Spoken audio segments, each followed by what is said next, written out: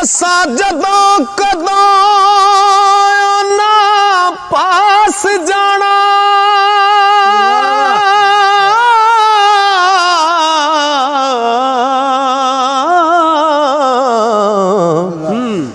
जेड़े महरम साडड़े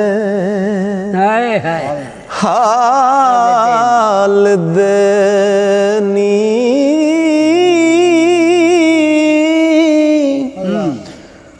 पाबी इश्क तो नस के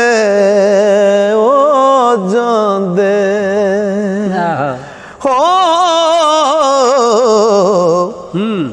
पुत्र होण जो किसे कंगाल दे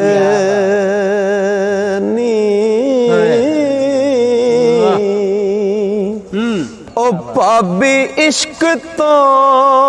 नस के ओ जांदे हो पुत्र होण जो किसे कंगाल दे